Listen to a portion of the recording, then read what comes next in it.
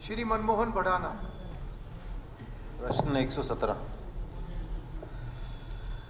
माननीय अध्यक्ष जी, जो सदस्य ने अपना सवाल जो पूछा है वो चिंता जताई है कि हरियाणा सरकार के अंदर जो हरियाणा के अंदर जो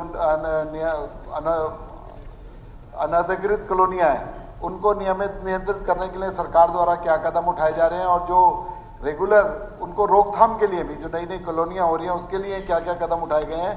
तो मैं माननीय सदस्य का पूरा डिटेल जो है पटल पर रख दिया गया है, लेकिन मैं फिर भी बताना चाहूँगा यहाँ पर कि इसके अंदर तहत तो टोटल 1/1/2015 से लेकर 1/10/3/2025 तक 6904 अनधिकृत कॉलोनियों का पता लगाया गया। उसमें से 26,650 एकड़ पर बनी हुई 3937 कॉलोनियों को ध्वस्त करने का काम किया गया और जबकि 1879 उल्लंघनकर्ताओं के खिलाफ FIR दर्ज करने का काम किया गया।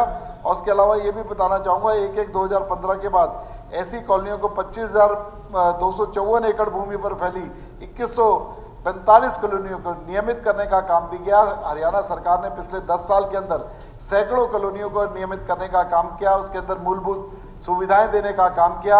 और उसके अलावा जो अनऑथराइज कॉलोनीज काटते हैं उनके तहत 7A के तहत हम लोगों ने कार्रवाई भी की है और जगह जगह पर बोर्ड लगाकर लोगों को अवगत कराने का काम भी किया है कि इस तरीके की कॉलोनीज में प्लॉट न खरीदें। और सरकार ने इसके तहत जो है जो अपना नई स्कीम्स लाने का काम भी किया। अफोर्डेबल स्कीम जो है और दीनदयाल योजना कि छोटे छोटे शहरों पर जो रेगुलाइज कॉलोनियाँ जो ऑथराइज कॉलोनियाँ वो डेवलप हो सके, अनऑथराइज कॉलोनीज ना हो सके। लेकिन जो सदस्य ने यहाँ जो उठाया है इनकी चिंता जायज़ है। हमें और भी ज़्यादा सख्ती करने का इस पे ज़रूरत है कि हरियाणा के अंदर जो इतने सब सुविधाओं के बावजूद भी अनधिकृत कॉलोनियाँ बन रही है उनको रोकने के लिए मुख्यमंत्री जी से इस बारे में चर्चा भी हुई है और कड़ाई करने का काम हम लोग जल्दी करेंगे। माननीय अध्यक्ष जी। मनमोहन जी। माननीय अध्यक्ष जी, बहुत बहुत धन्यवाद मंत्री जी का भी। इसमें कुछ मेरे सप्लीमेंट्री क्वेश्चंस और हैं जो मैं माननीय मंत्री जी से जानना चाहूँगा इस सदन के माध्यम से।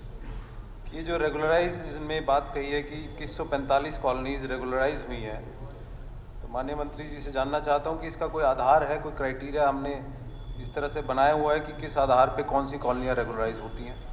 दूसरा, जो कॉलोनियाँ या मकान पहले पंचायत भूमि में थे और बाद में MC लिमिट्स में आ गए,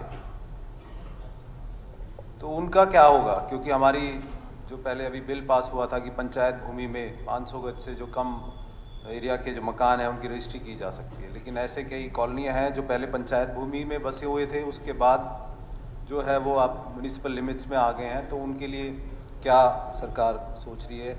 तीसरा, एक और सप्लीमेंट्री है मेरा कि जैसे कि मंत्री जी ने बहुत सही कहा कि बहुत सारे कदम ऐसे उठाए हैं, दीनदयाल उपाध्याय जो योजना है दीनदयाल वाली, उससे काफ़ी हुआ, लेकिन वो चलते समय में वो उसका जो है प्रभाव कम रहा कि जो हम लोगों तक पहुंचना चाहते थे, एक अफोर्डेबल हाउसिंग या अफोर्डेबल प्लॉट्स देना चाहते थे, वो कहीं उसमें कमी रही, वहाँ तक नहीं पहुँच पाए। तो क्या उसके अलावा कोई और एक माइक्रो लेवल पे कोई ऐसी स्कीम ला सकते हैं जहाँ कि हमें ये सोचने पे मजबूर हैं कि भाई क्यों ये अनधिकृत कॉलोनियाँ जो इतनी मशरूमिंग हो रही हैं पूरे हरियाणा में?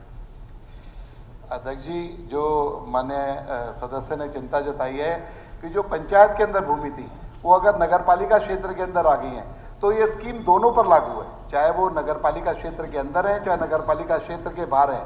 दोनों तरह की कॉलोनियों को रेगुलाइज करने का प्रोविजन है और दोनों में कॉलोनियों को रेगुलाइज किया गया। सैकड़ों की संख्या में कॉलोनियों को रेगुलाइज करके उसमें हजारों करोड़ रुपए लगा के मूलभूत सुविधाएं देने का काम हरियाणा की भारतीय जनता पार्टी सरकार कर रही है। और इसके बावजूद जो सदस्य ने चिंता जताई है कि हमें कोई और स्कीम अफोर्डेबल की लानी चाहिए, तो उसके तहत 5 एकड़ तक की स्कीम है और बहुत ही कम उसके रेट्स हैं। लेकिन जैसा कहा कि ये चिंताजनक काम है, उसके बावजूद भी, सख्ती के बावजूद भी कुछ कॉलोनीज और अनऑथराइज डेवलप हो रही हैं। उसके लिए एक पूरी डिटेल चर्चा करने की जरूरत है और उस पर एक नए कड़े कानून लेकर आएंगे और कोई लिबरलाइज करने के लिए कोई और पॉलिसी बनेगी तो उस पॉलिसी को बनाने का काम भी हम लोग करेंगे। जी, बहुत बहुत धन्यवाद।